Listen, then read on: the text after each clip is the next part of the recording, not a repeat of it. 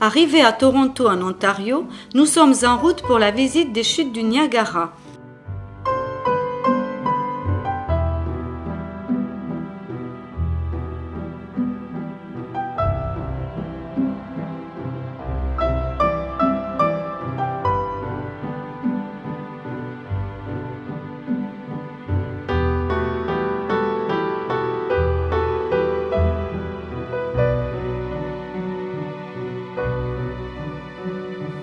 Nous admirons d'abord les chutes depuis la terrasse panoramique.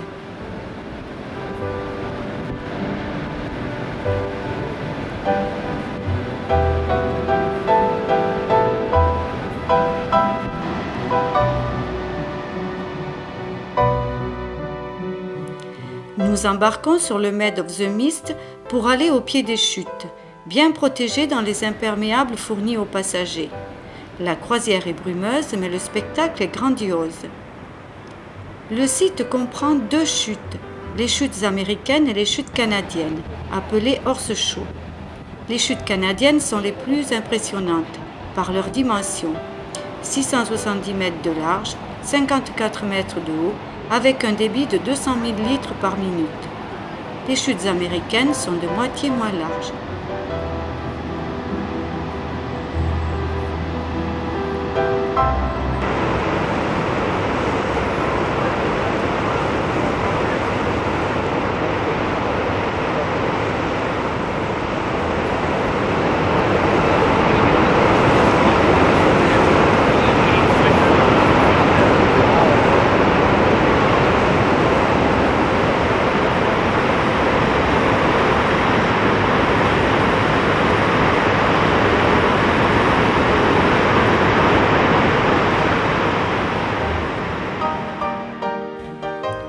Les chutes sont situées à la frontière des États-Unis.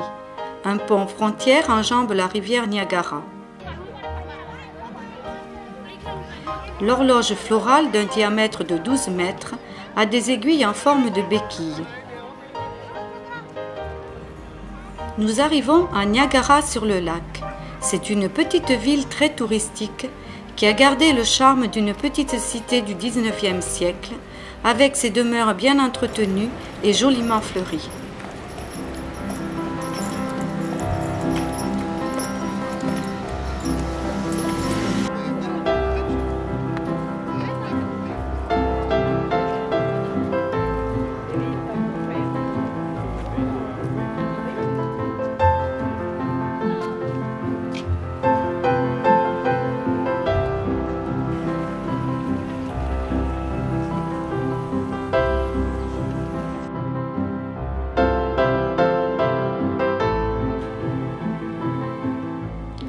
Devant le théâtre Bernard Shaw se dresse la statue de l'écrivain. Chaque année se déroule un festival de théâtre pendant lequel ces pièces sont jouées.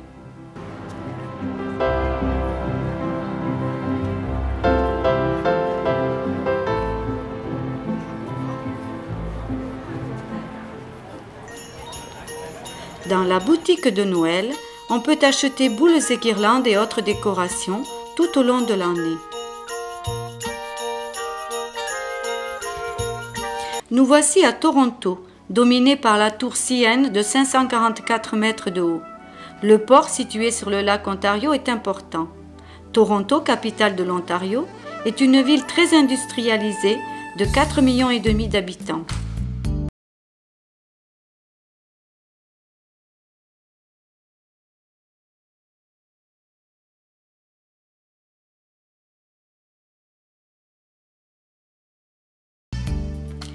Le nouvel hôtel de ville, avec 2 tours incurvées, se dresse au cœur de la ville, tout près de l'ancien hôtel de ville avec son beffroi. Ils sont précédés par la place Nathan-Philippe, agrémentée d'un bassin.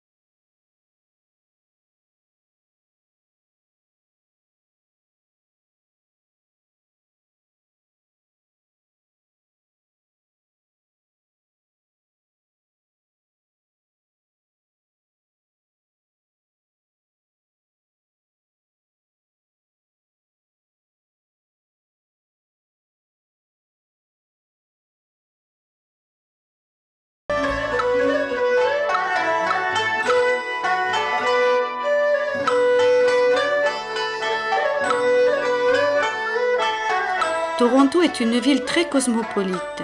Le quartier chinois est le troisième au monde par son importance.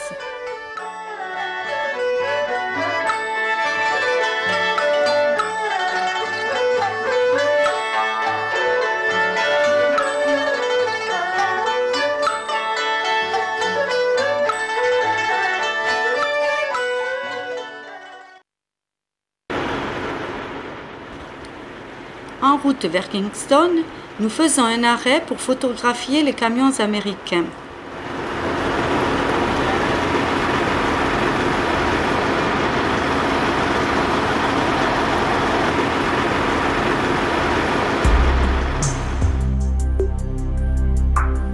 Nous arrivons à Kingston, située au bord du lac Ontario.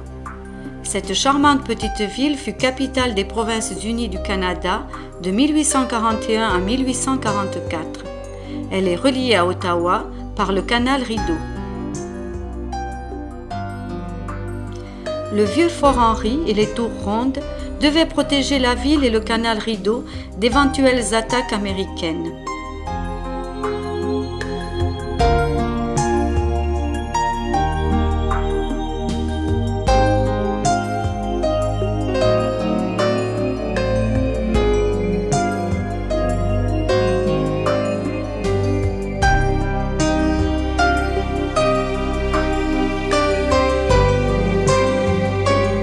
Étape suivante, la petite ville de Gananoque, au bord du Saint-Laurent.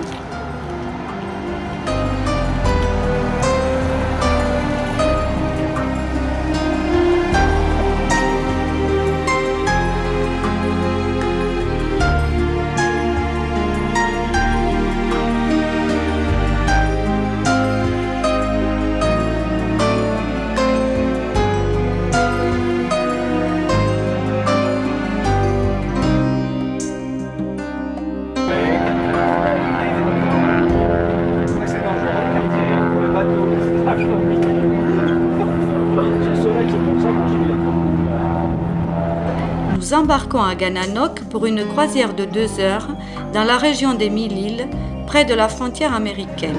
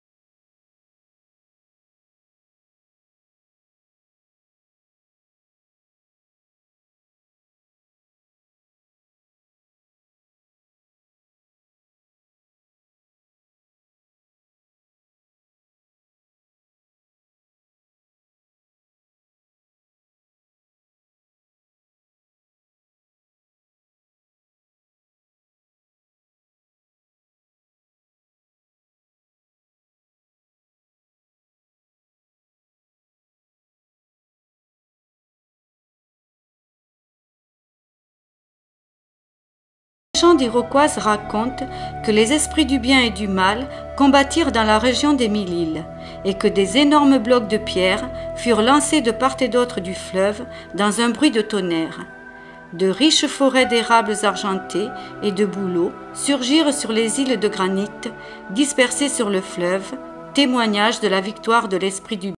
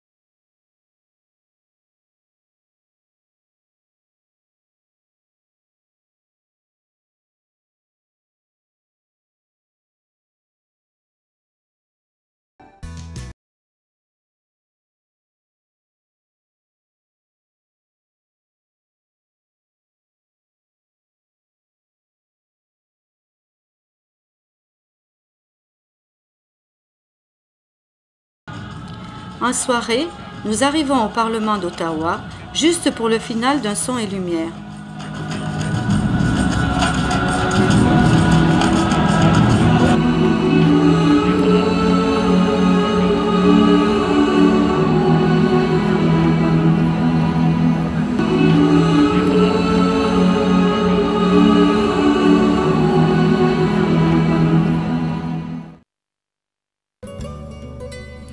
Ottawa s'élève sur la rive sud de la rivière Outaouais. Cette ville a été choisie pour capitale parce qu'elle se trouve au point de rencontre de l'Ontario anglophone et du Québec francophone.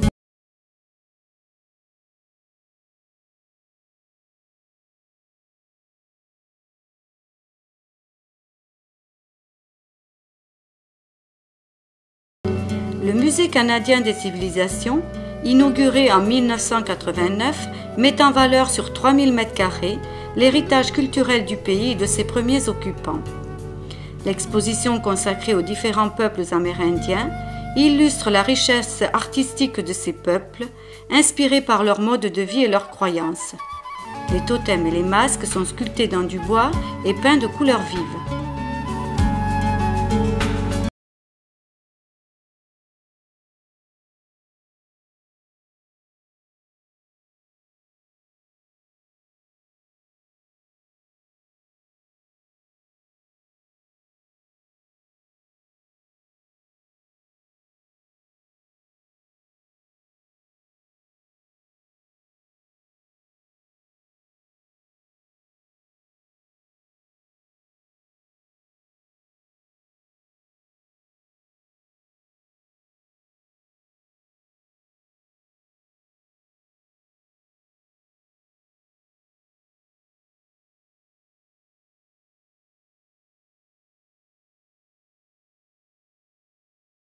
Des reconstitutions historiques, grandeur nature, évoquent le patrimoine social et culturel du Canada.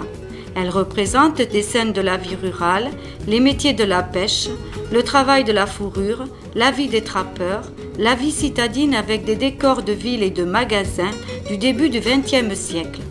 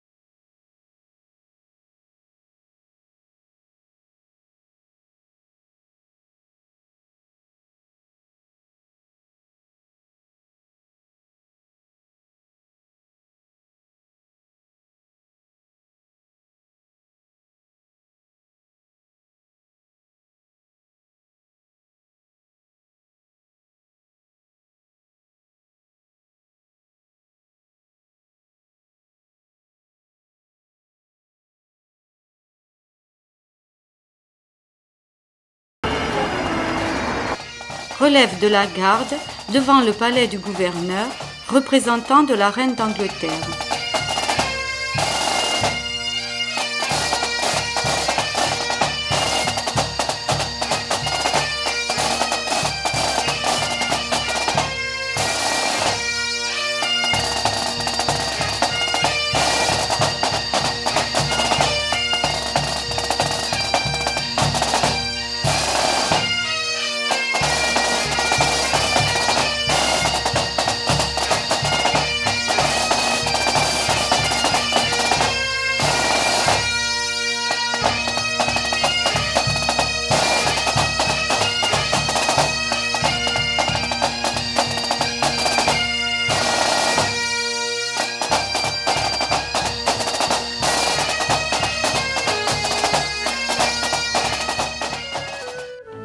face au palais du gouverneur se trouve l'ambassade de France.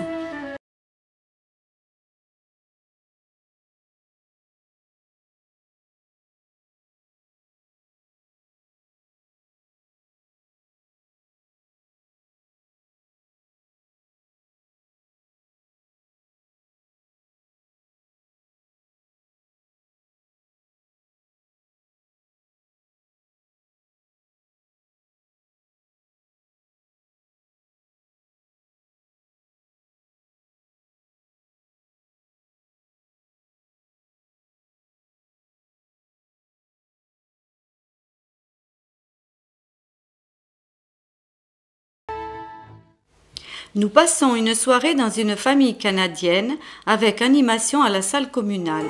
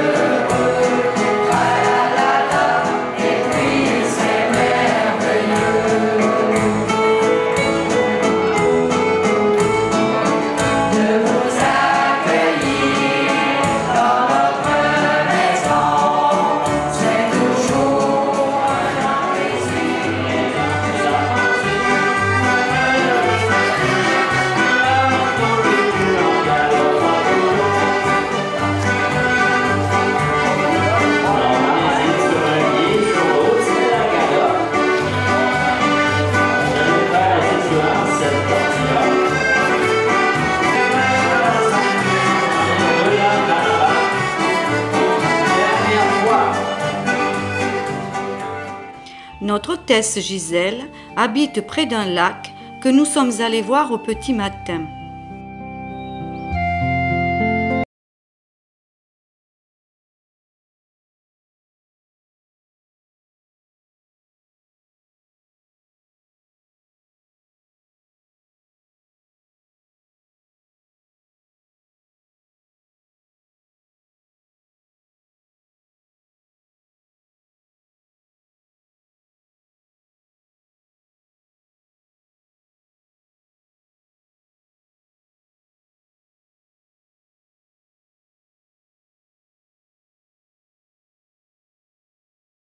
Prenons la route pour la Gaspésie.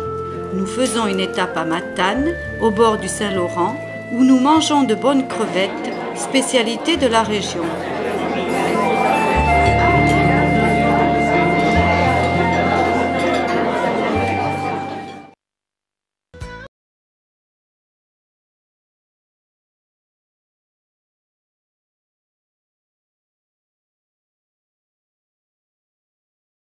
Saint-Laurent, baptisé par Jacques Cartier, est un fleuve impressionnant.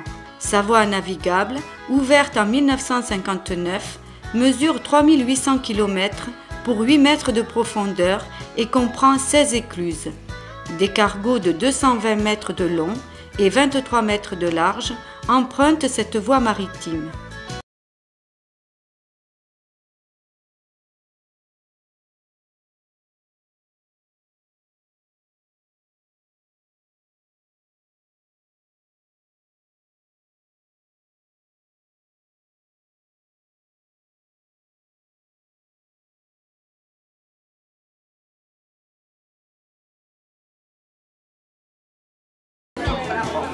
La Gaspésie est une région située sur la rive sud du Saint-Laurent, à l'écart des grandes routes commerciales.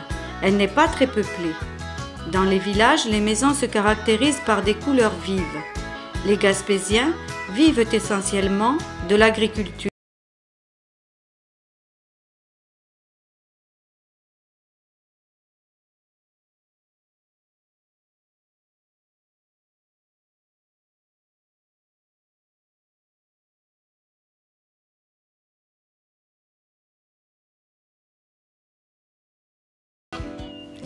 nous arrivons au parc de Forillon.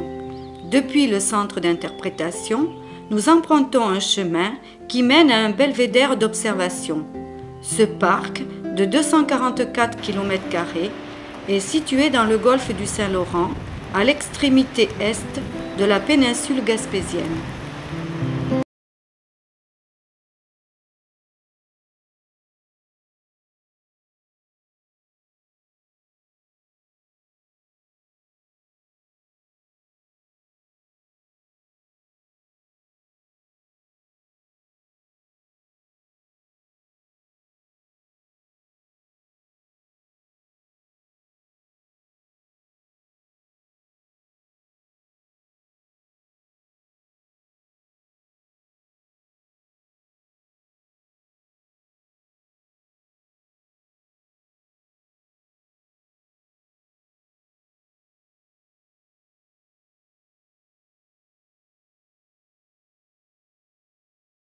La cathédrale du Christ roi de Gaspé a été inaugurée en 1969.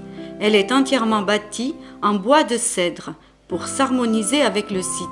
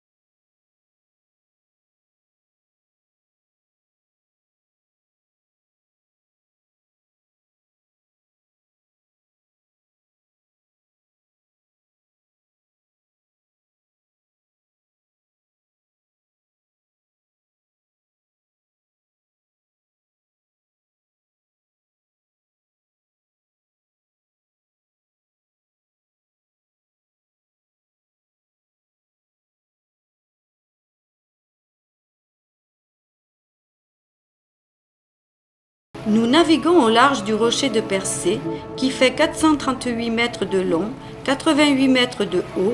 L'arcade mesure 30 mètres de haut. Jadis, le rocher était rattaché à la terre ferme et comprenait 4 arcades qui se sont effondrées les unes après les autres. L'une d'elles est tombée en 1845, laissant derrière elle un pilier appelé l'eau.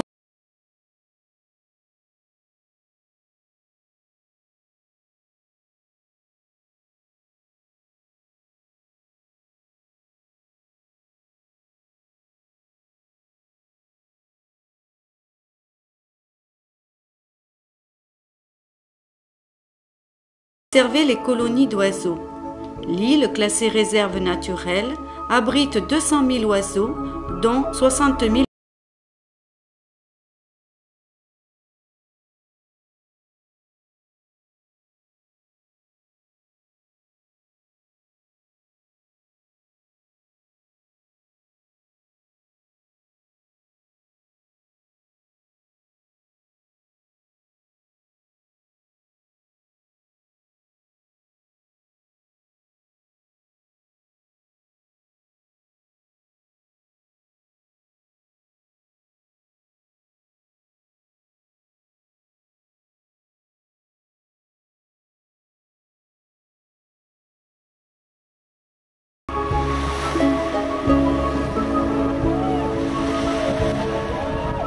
Nous débarquons sur l'île et consultons le plan. Des chemins aménagés permettent de parcourir l'île. En 1971, le gouvernement canadien l'a acheté pour en faire un parc. Les maisons typiques ont été restaurées, mais ne sont plus habitées. En 1831, 35 familles vivaient sur l'île. C'étaient des pêcheurs de morues.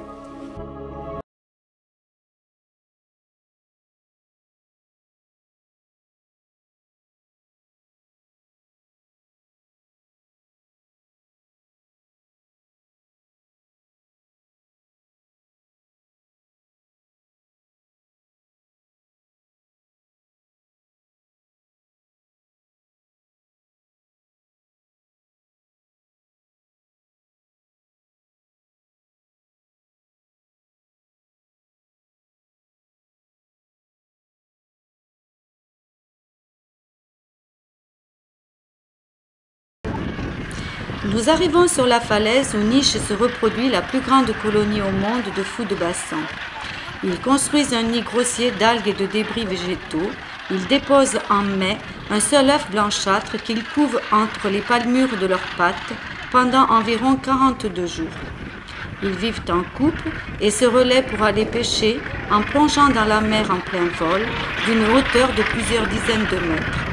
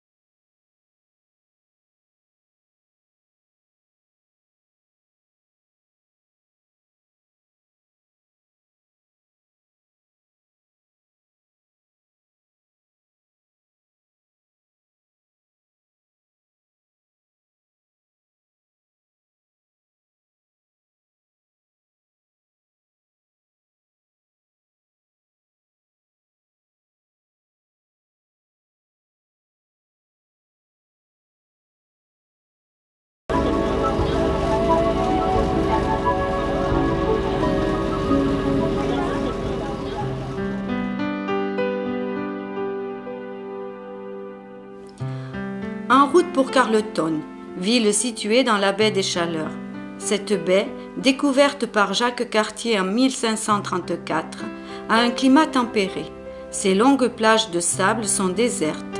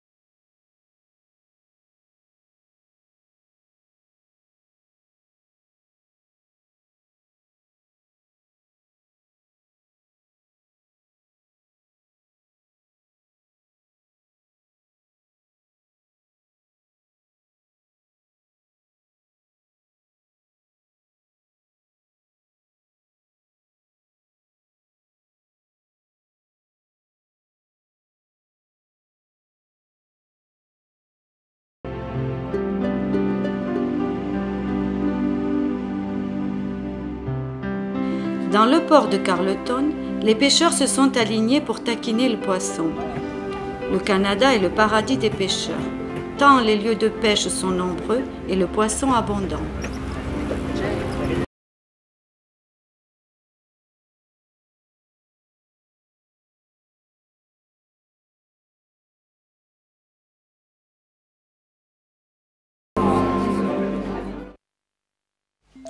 Une guide, vêtue du costume des Indiens Micmac, nous accueille au musée de la bataille de la Ristigouche.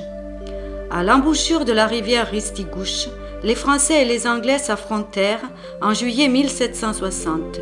Au cours de la bataille, la frégate française Machaut sombra. Elle a été renflouée. Ses restes ainsi qu'une partie de la cargaison sont au musée. Les Français avaient envoyé une mission de secours pour reprendre Québec pris par les Anglais. Devancés par les Anglais, dans le golfe du Saint-Laurent, les Français iront se réfugier à l'entrée de la Ristigouche. Prévenus de cette manœuvre, les Anglais dépêchèrent 5 navires de guerre sur place. Après plusieurs jours d'affrontements, le commandant du Machaut donna l'ordre de saborder 2 de ces 3 navires. Les Français et leurs alliés Micmac furent battus.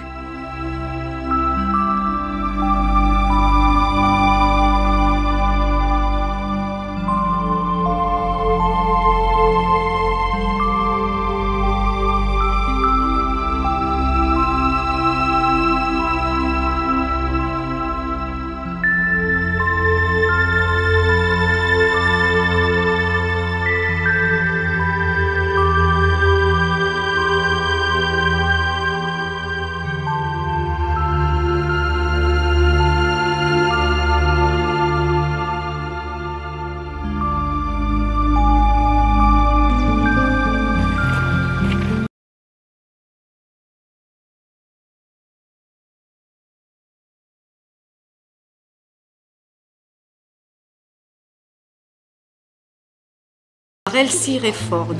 Nous allons d'abord au restaurant de la Villa Rayford.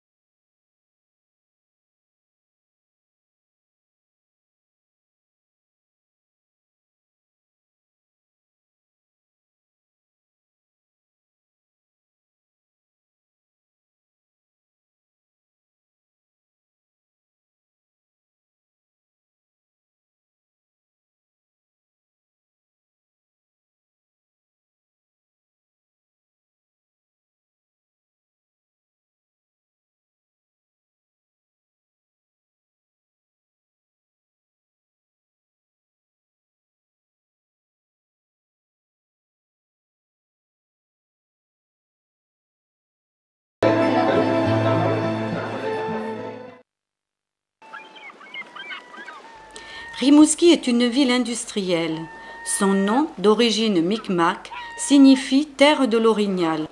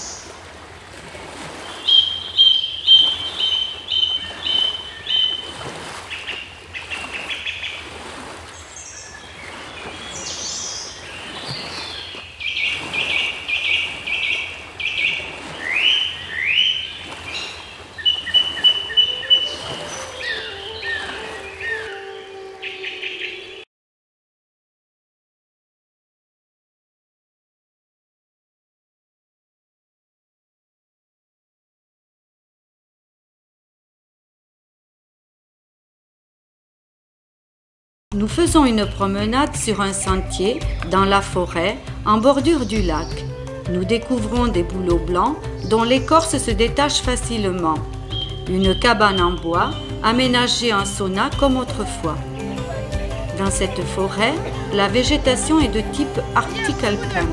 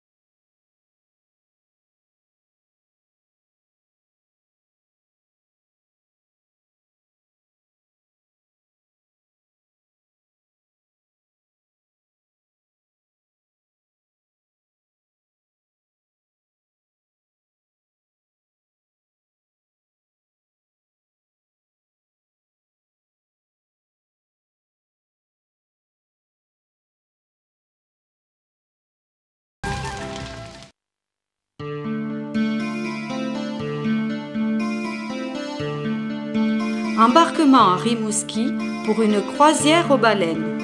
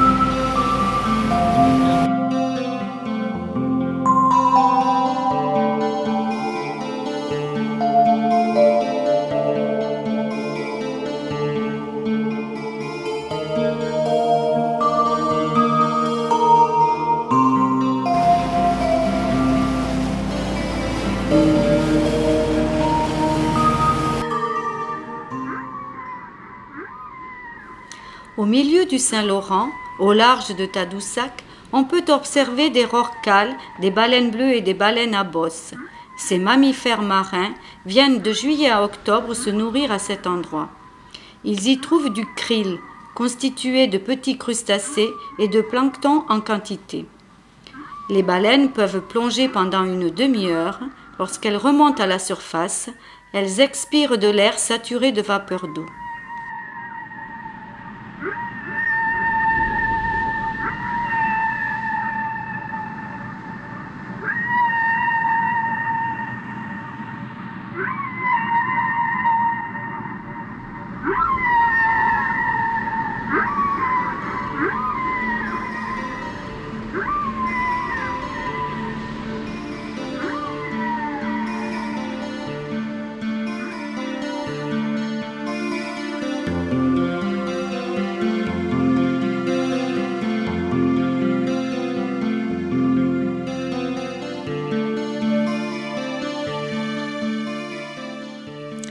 Le phare à l'entrée du Saguenay mesure 15 mètres de hauteur. Il guide les cargos qui naviguent sur le Saint-Laurent.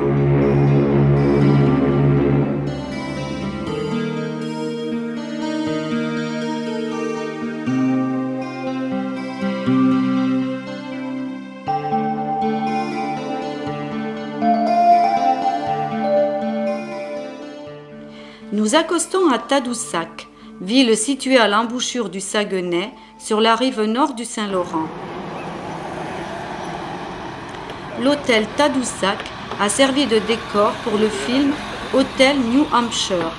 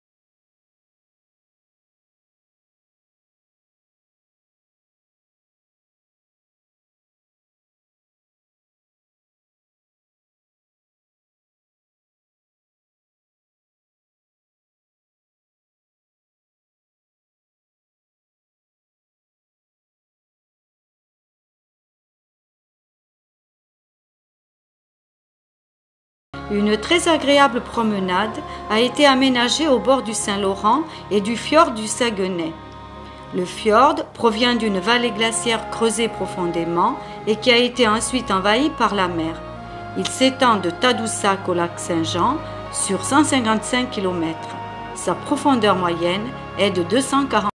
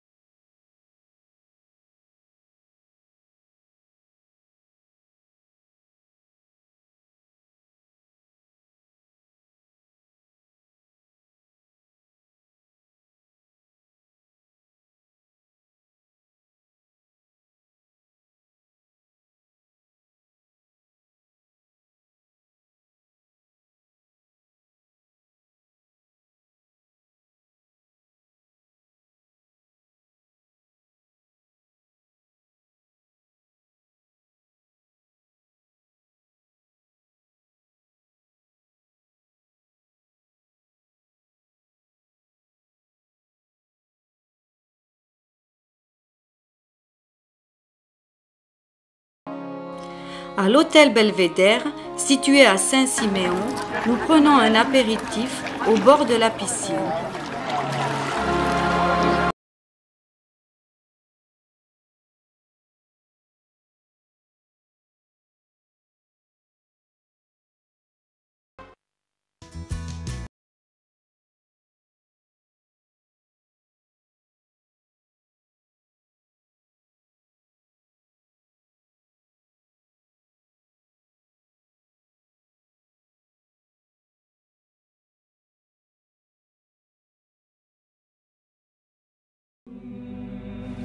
La basilique de Sainte-Anne-de-Beaupré, située sur la rive gauche du Saint-Laurent, face à l'île d'Orléans, rend hommage à la sainte patronne du Québec.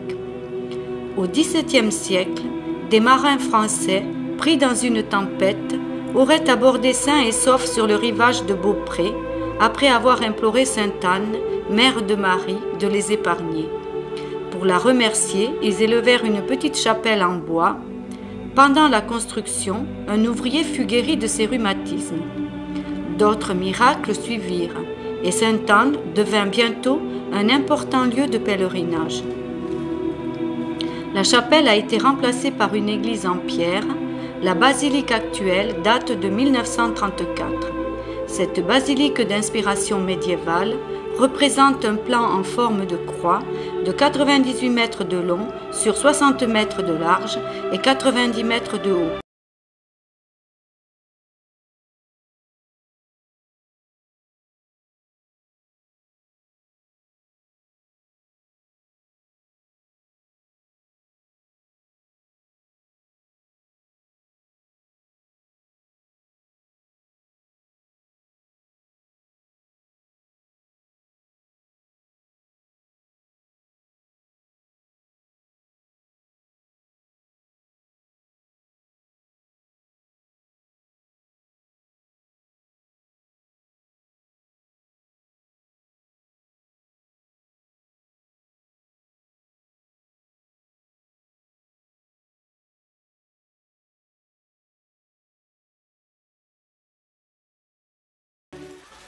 Nous déjeunons sur l'île d'Orléans dans une cabane à sucre, restaurant traditionnel où sont servis des repas de bûcherons à base de lard, de haricots, de crêpes et de sirop d'érable, arrosés d'eau de vie appelée caribou. Dans une ambiance festive, au rythme des cuillères en bois et du bandoneon.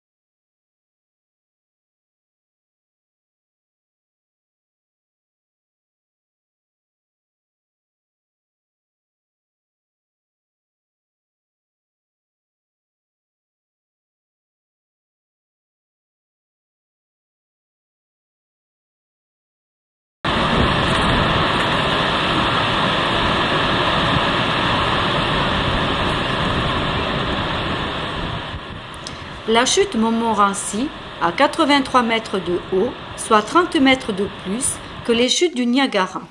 Un escalier permet d'escalader la colline pour accéder à un pont suspendu au-dessus des chutes.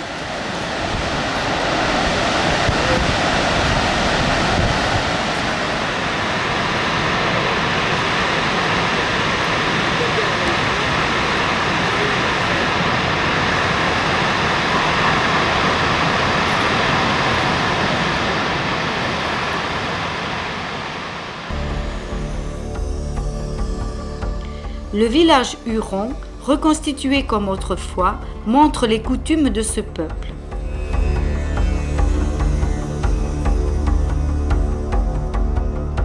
Le tipi, tente en peau, était utilisé pour des déplacements. Les Hurons étaient quasi sédentaires. Donc le tipi est une habitation qui était très pratique pour eux, puisque le tipi est facilement démontable.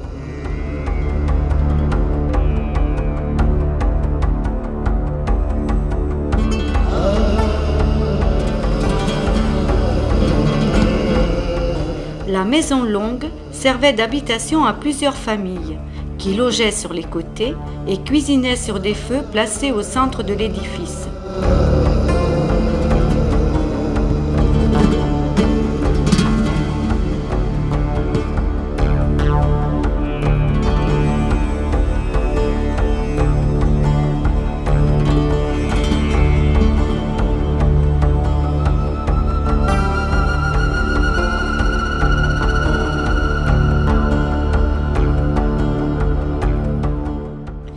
Dans une hutte en cuir se trouve un fumoir à poissons. Dans une autre, un sauna dans lequel on jetait de l'eau bouillante sur des pierres chaudes. Le chaman ou homme médecine pouvait soigner les malades et contrecarrer la volonté des esprits démoniaques. Les Hurons croyaient que le monde surnaturel était un lieu de lutte permanente du bien et du mal.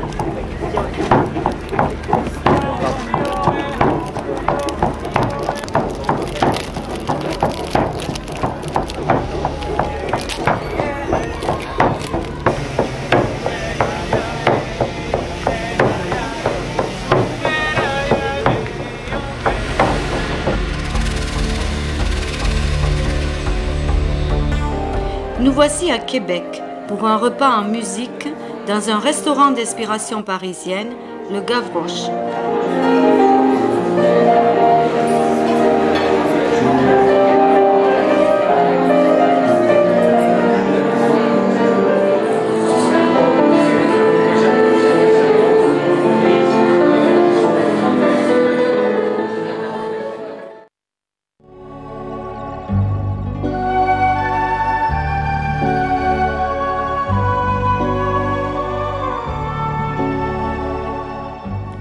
Le parc du champ de bataille de Québec a été créé en 1908 pour commémorer les terribles batailles entre les Français et les Anglais. La bataille des plaines d'Abraham se déroula en septembre 1759 en ce lieu. Les Français furent mis en déroute après un quart d'heure de bataille et Québec fut occupé par les Anglais.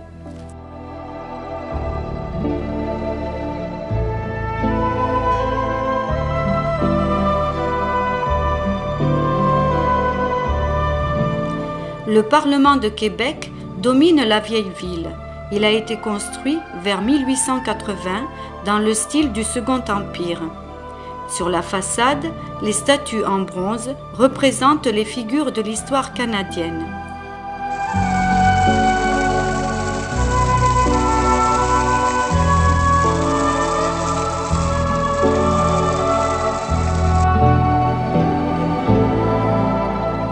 Nous sommes dans la vieille ville de Québec, au pied du château Frontenac.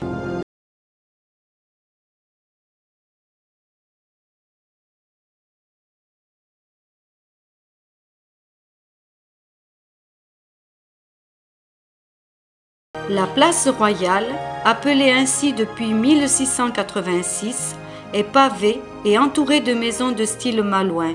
Au centre se dresse le buste de Louis XIV.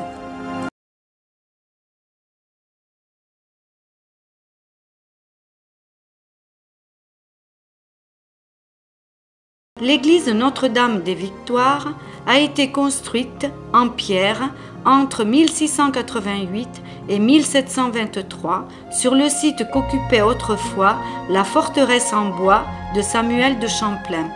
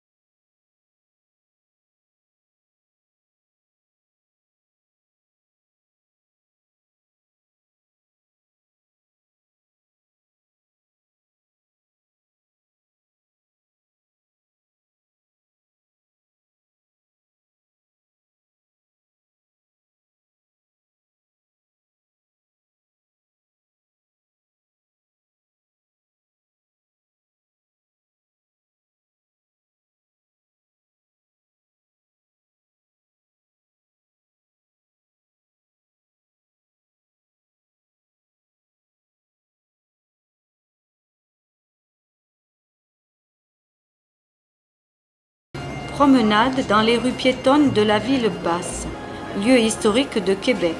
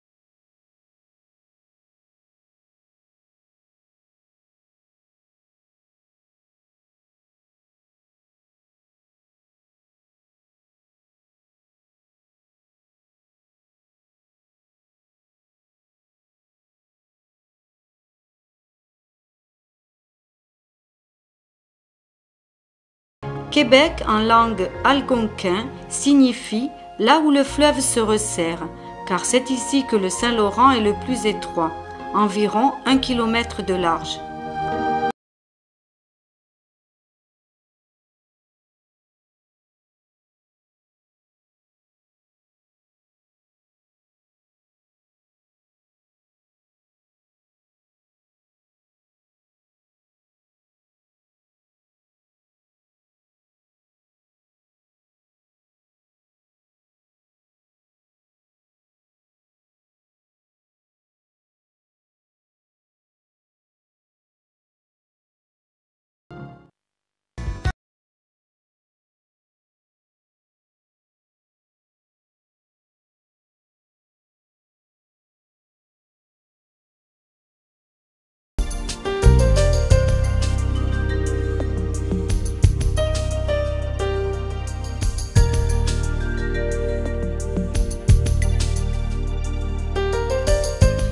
Nous arrivons sur la place Jacques-Cartier. L'hôtel de ville de style Second Empire a été reconstruit en 1922. C'est du balcon central que le général de Gaulle prononça la phrase célèbre « Vive le Québec libre ». Cette colonne, érigée en 1809, haute de 15 mètres, rend hommage à l'amiral Nelson.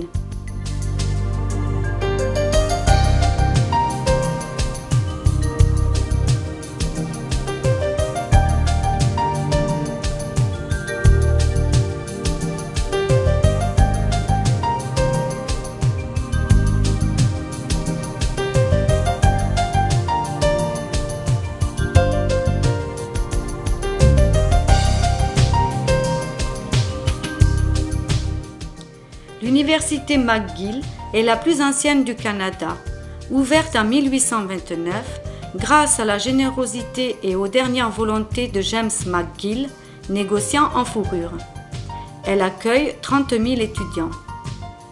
L'oratoire Saint-Joseph, érigé sur le Mont-Royal, est une basilique catholique qui reçoit chaque année des millions de pèlerins. Cet édifice de style néo-renaissance, achevé en 1967, est coiffé d'un dôme revêtu de cuivre.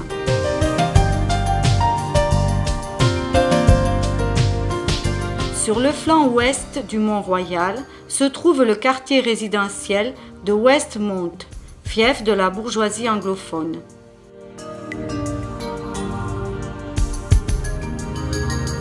Montréal est dominé par le Mont-Royal qui culmine à 233 mètres. Sur cette colline se trouvent 2 cimetières et un magnifique parc.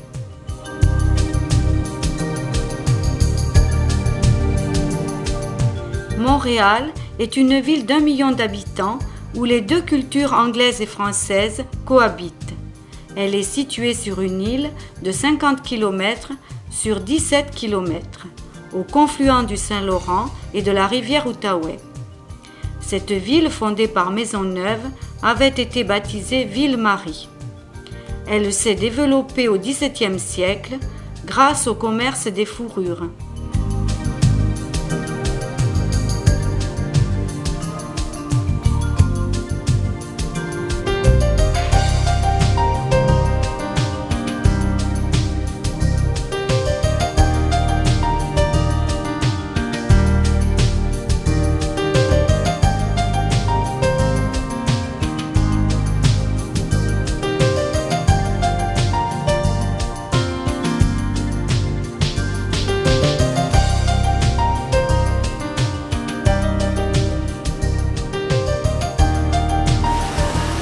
La ville souterraine permet aux habitants de Montréal de circuler à l'abri des intempéries sous le quartier des affaires et d'accéder aux grands magasins, aux bureaux et aux grands hôtels.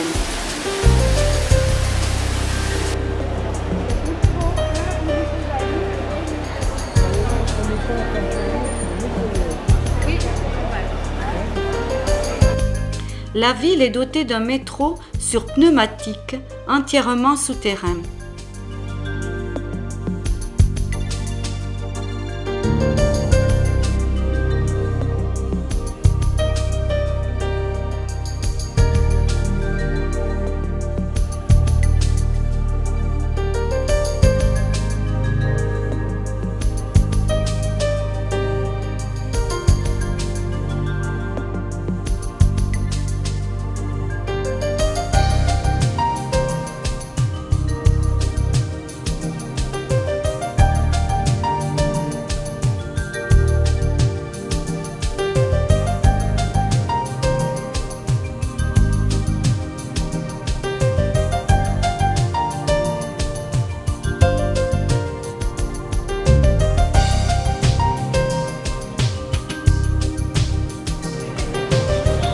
À l'auberge Saint-Gabriel, nous avons écouté des chansonniers.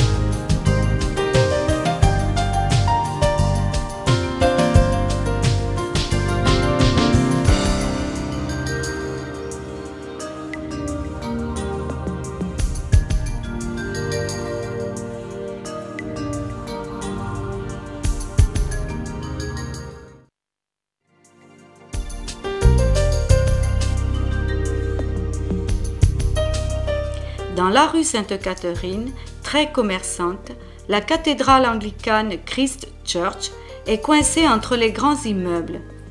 Cette église de style néo-gothique a été construite en 1859. Une galerie marchande construite sous l'église l'a sauvée car ses fondations étaient si fragiles qu'elle était menacée de destruction.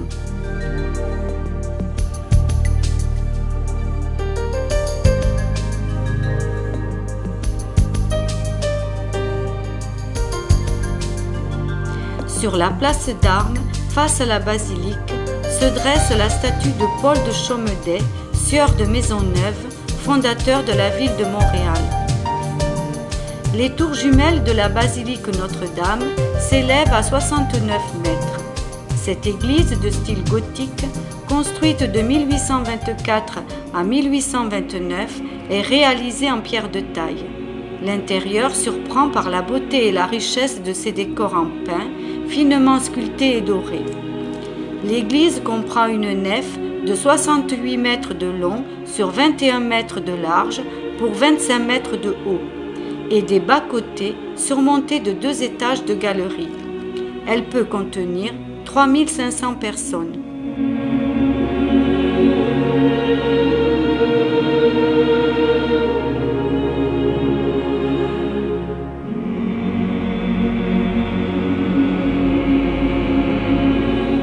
L'orgue monumental est l'un des plus grands au monde. La chapelle du Sacré-Cœur fut ajoutée à l'église pour des cérémonies plus simples. Le rétable en bronze est impressionnant. La voûte est recouverte de bois de tilleul.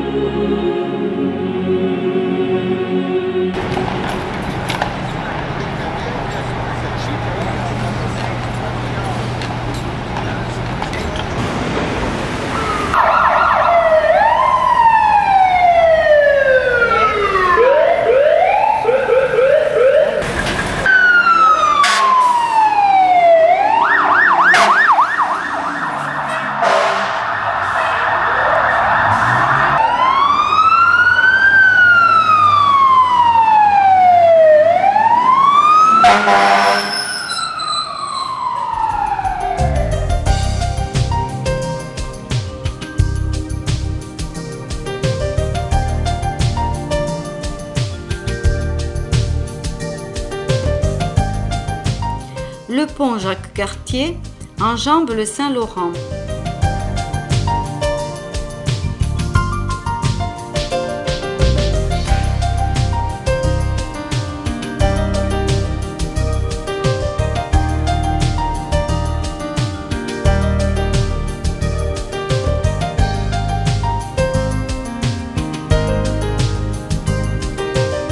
Le Biodôme de Montréal, abritant un musée de l'environnement et des sciences naturelles, côtoie le stade olympique, dominé par la plus haute tour inclinée du monde. Des câbles retiennent le toit qui était rétractable, mais pour des problèmes techniques, il a été fixé.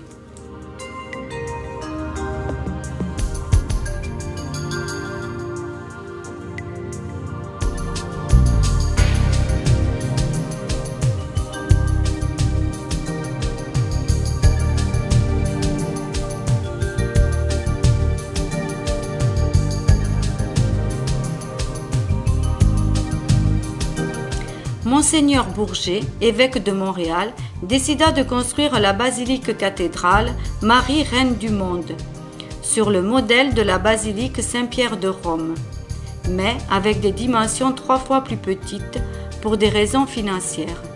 Les travaux débutèrent en 1870.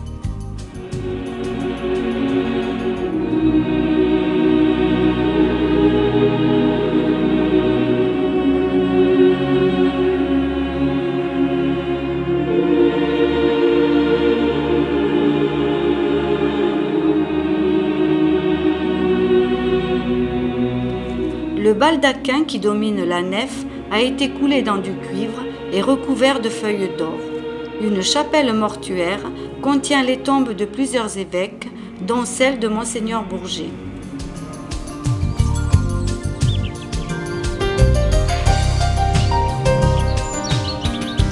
La ville de Montréal est une grande métropole dans laquelle se côtoient l'ancien et le moderne, caractérisée par ses buildings. Cependant, les parcs ne sont pas oubliés, pour la grande joie des habitants et des écureuils.